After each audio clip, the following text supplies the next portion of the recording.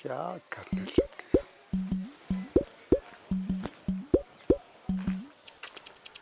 अरे भाई आशीष, अरे क्या कर रहे हो जी? जल्दी करो ना, देर हो रहा है। पता नहीं क्या अंदर करते रहता है।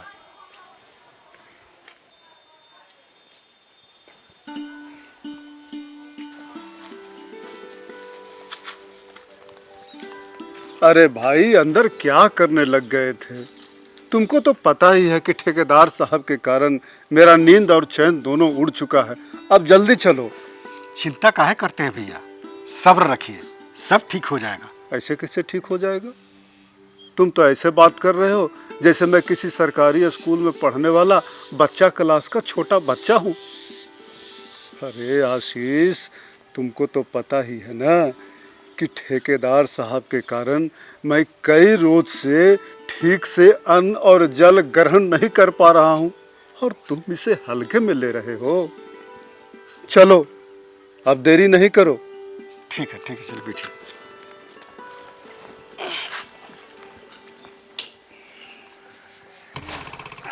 अरे पंडित जी रुकिए। अरे का हुआ रे वीरेंद्र, इतना हाँफ क्यों रहा है? आपसे ज़रूरी काम है पंडित जी। मेरे घर के ऊपर बहुत बड़ा समस्या टूट पड़ा है। मेरे समस्या का आप हल कर दीजिए। अरे वीरेंद्र, पहले तो मुझे खुद अपनी समस्या से हल्का हो लेने दो। अभी तुम जाओ, मेरे पास बिल्कुल समय नहीं है। आपके शौचालय को क्या हुआ पंडित जी, जो आप भी हल्का होने बाहर जा रहे हैं? अरे वो वाला समस्या नहीं रे वीरेंद्र, मैं किसी और समस्या से हल्का होने के लिए जा रहा हूँ। अरे अभी तुम घर जाओ वीरेंद्र, मैं खुद ही तुम्हारे घर पर आकर मिल लूंगा। चलो आशीष।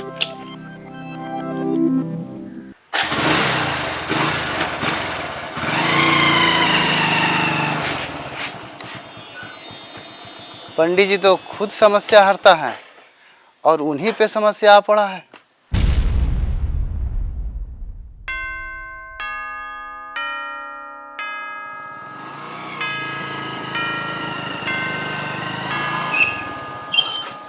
प्रणाम पंडित जी। खुश रहिए जजमान। आइए आइए, मैं तो आप ही के पास जा रहा था। अच्छा किए जो आप ही आ गए। लगता है आज मेरा सारा समस्या का समाधान हो जाएगा। चलिए चलिए बैठिए।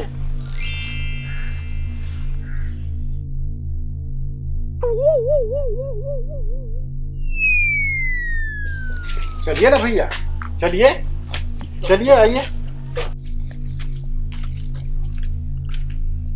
बैठिए बैठिए।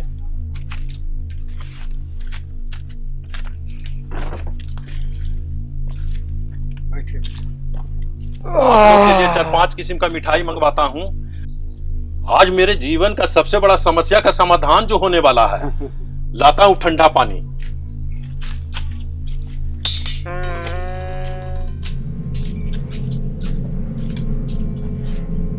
अरे भाई आशीष, ठेकेदार साहब का इरादा नेक नहीं लग रहा है। लगता है वह सारा हिसाब किताब लेकर ही दम लेगा। भैया, आप तो बगैर सच जाने पहले ही घबरा जाते हैं। पहले ठेकेदार साहब की पूरी बात तो जान लीजिए। हेलो कलुआ, अपने सामने वाला दुकान से 4-5 किस्म के जरा बढ़िया मिठाई लेकर आना। तो पंडित जी मेरे घर पर ही आए हुए हैं। देखा देखा, अरे अरे वो तो कलुआ को भी बुला रहा है। अरे भाई आशीष, ठेकेदार साहब का इरादा बिल्कुल साफ है। अब हम यहाँ एक पल भी नहीं रुकेंगे। अरे भाई आशीष, तुम्हें रुकना है तो रुको, मैं नहीं रुकूंगा, मैं जा रहा हूँ। आप खड़े क्यों हैं? बैठिए। जब तक ठंडा ठंडा पानी पीजिए, आपके सेहत के लिए बढ़िया रहेगा।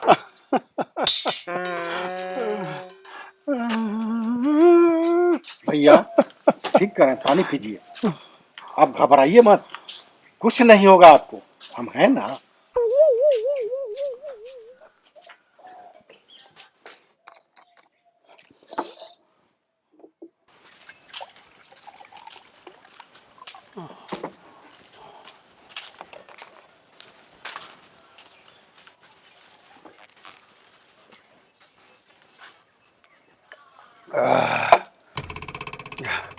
अरे भाई आशीष, तुम मरवाएगा क्या मुझे?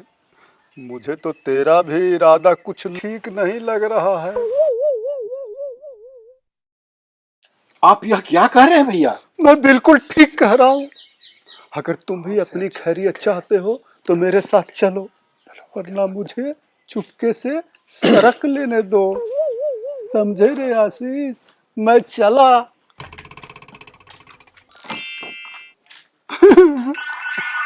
इसे ठेकेदार साहब को दे दो। ठीक है भैया।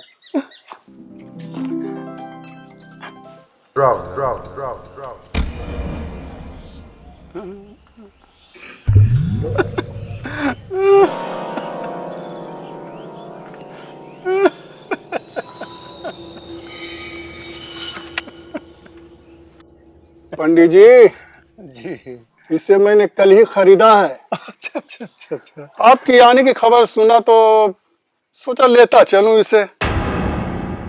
आपसे अच्छा इसके उद्घाटन के लिए भला कौन हो सकता है? अरे ठेकेदार जी, मिठाई निकाल दे।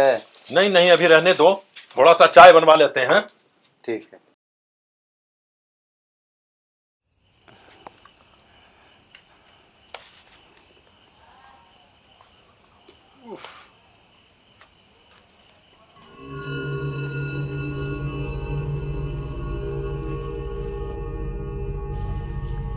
लगता है ये ठेकेदार जरूर कुछ न कुछ तिकड़म कर रहा है। अरे भाई आशीष, देखो ना, शाम हो चला है। लगता है ठेकेदार अपना पूरा हिसाब किताब वसूल करके ही रहेगा। अरे भाई, मुझे तो बहुत डर लग रहा है।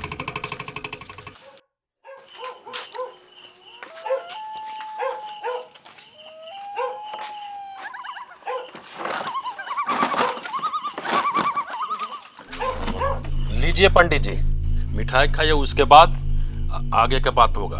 तो देखिए ठेकेदार साहब, आप मुझे तिल तिल कर क्यों मार रहे हैं? अरे एक बार में गोली क्यों नहीं मार देते हैं? ठेकेदार साहब देखिए, मैं बहुत गरीब आदमी हूँ। मेरे पास इतना पैसा नहीं है कि मैं आपके छत की ढलाई का पूरा खर्च लौटा सकूं। मुझे माफ कर दीजिए। आपसे रुपया कौन मांग रहा है? जब से पता चला है कि छत की ढलाई अच्छा से जम गया है, जब से मैं बहुत खुश हूं और आपसे मिलने के लिए मैं बिल्कुल बेचैन हूं। सच ठेकेदार साहब, आखिर ये चमत्कार हुआ कैसे? पंडित जी, यह कोई चमत्कार नहीं है, यह गलतफहमी के कारण हुआ है। गलतफहमी? कैसा गलतफहमी ठेकेदार साहब? ये सब गलतफहमी मेरे चलते हुआ है। ठेकेदार साहब ने 2 बिल्डिंग के छत के ढलाई का काम सौंपे थे, जिस छत की ढलाई 5 रोज पहले होनी थी। किसी कारणवश वह 5 रोज बाद हुई।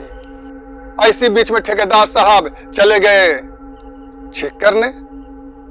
हाँ पंडित जी, यह बिल्कुल सही कह रहा है। उसी रात जाकर चेक किया, अंगुली खप से अंदर चला गया।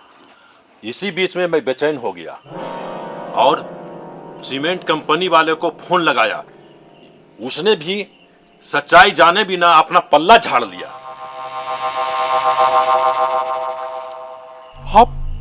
आप इसे भूल कह रहे हैं? अरे आपकी ऐसी बचकाना हरकत के कारण न जाने मुझे कितनी परेशानियों का सामना करना पड़ा है, इसका एहसास है आपको? न जाने कितने दिनों से मैं सही ढंग से अन्न जल भी ग्रहण नहीं कर पाया हूं। 24 घंटे मैं भगवान के ध्यान में लीन रहता था, जिसके आंखों के सामने आपका ये मनहूस चेहरा हमेशा नजर आता था। और आपकी इसी बेवकूफी के कारण मेरे पूरे शरीर का आधा खून सूख चुका है। और तू रे कलुआ, इस बंदूक से मुझे डराने आया है? ऐसा क्या बात हो गया पंडित जी? अरे हम तो इसे आपके द्वारा पूजा पाठ कराने आया था, ताकि किसी को शूट करने जाए तो मिस ना करे। तू मुझे इतना मूर्ख समझता है? मैं खूब जानता हूं तुम्हारे जैसे गुंडों को। चल चल ले आशीष, चल।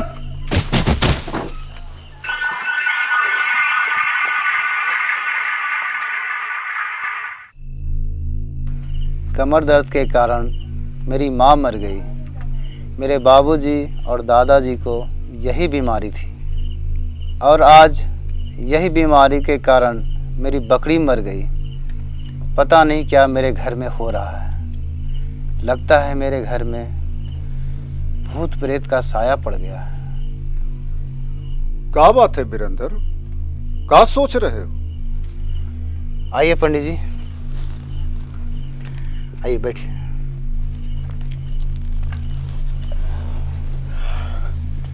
किस बात को लेकर के चिंतित थे? आखिर तुम्हारे घर में कौन सी समस्या आ पड़ी है? पंडित जी, आज सुबह सुबह मेरी बकरी मर गई। उसके ऊपर दवा का जरा सा भी असर नहीं हुआ। अरे ये तो होना ही था। यह तो मुझे उसी दिन आभास हो गया था जिस दिन तुम बकरी के लिए दवा लाने जा रहे थे। यह आप क्या कह रहे हैं पंडित जी? मैं बिल्कुल ठीक कह रहा हूं वीरेंद्र। अरे दवा दारू का असर बीमारी पर होता है, न कि दैविक प्रकोप पर। दैविक प्रकोप? हाँ वीरेंद्र, यह सब तुम्हारे सत्यनारायण भगवान की कथा नहीं करवाने का दंड है। अगर तुम उसी समय सत्यनारायण भगवान की कथा करवा लेते तो आज यह दिन देखना नहीं पड़ता। अभी भी समय है, समय रहते तुम ये कथा करवा लो, वरना ये विपत्ति तुम्हारे पूरे खानदान को नष्ट कर देगी। पंडित जी, मेरा एक ही तो औलाद है। मुझे कोई मार्ग दिखाइए। मैं सुख शांति से जीना चाहता हूँ। अरे पागल, तुम्हारा किस्मत तो बहुत अच्छा है। अरे 2 दिन बाद ही तो बुद्ध पूर्णिमा है, उसी दिन क्यों नहीं सत्यनारायण भगवान की कथा करवा लेते हो? और हाँ, तुम्हारे लिए ये लिस्ट बहुत पहले से मैं तैयार करके रखा था। ये लो, तुम आज से ही पूजा की तैयारी शुरू कर दो। ठीक है, अब मैं चलता हूँ। प्रणाम पंडित जी। खुश रहो, खुश रहो, खुश रहो। तैयारी शुरू करो।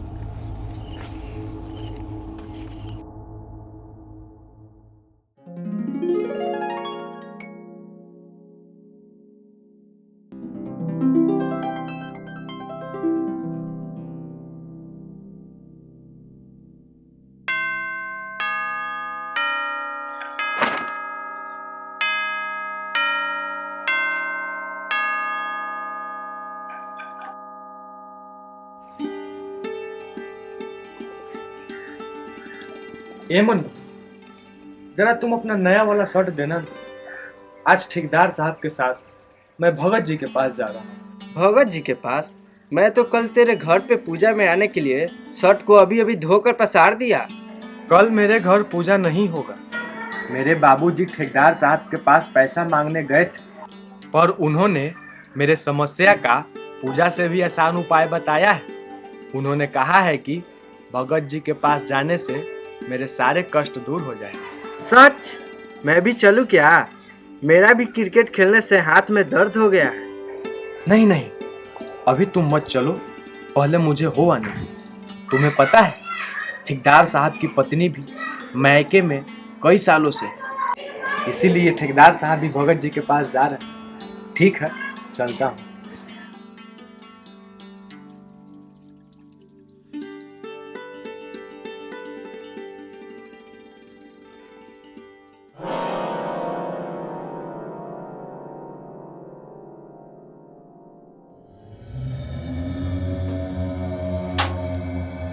जय माता।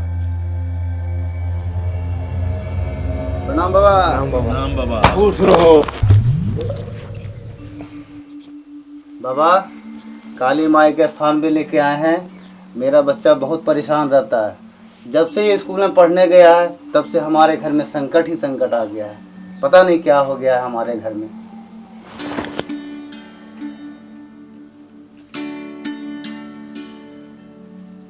अच्छा किया जो समय से पहले तुम मेरे पास लेके आ गए। क्या मेरा बेटा ठीक है ना भगत जी? कोई तुम्हारे बेटे पर काला जादू कर दिया था, अब खतरे से बाहर है। जाओ माँ को कुछ चढ़ा दो जी बाबा। और घबूत ले लेना और घर जाकर घर के चारों तरफ छीट देना।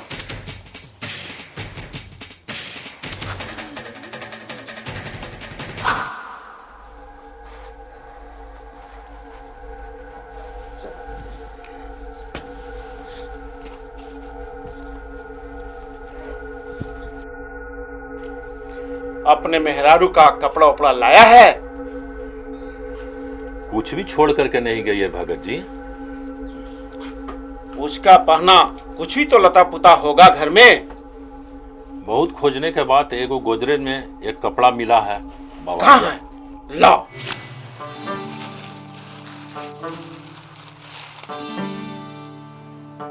एकदम मस्त चीज लाया है।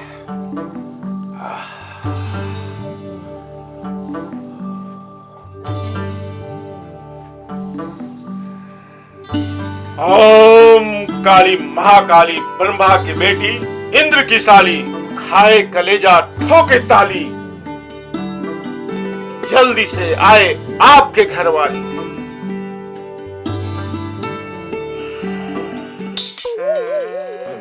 आपका मंथन तंत्र हो गया है तो भगत जी लाइए ना भगत जी। जब तक आपकी पत्नी आपके पास नहीं आती तब तक ये मेरे पास रहेगी। तो मैं रात में सोऊंगा कैसे भगत जी? इसी के सहारे तो मैं सोता हूँ।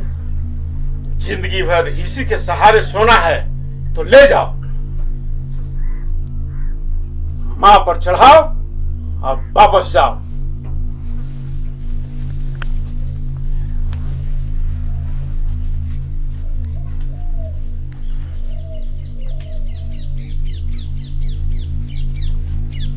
जय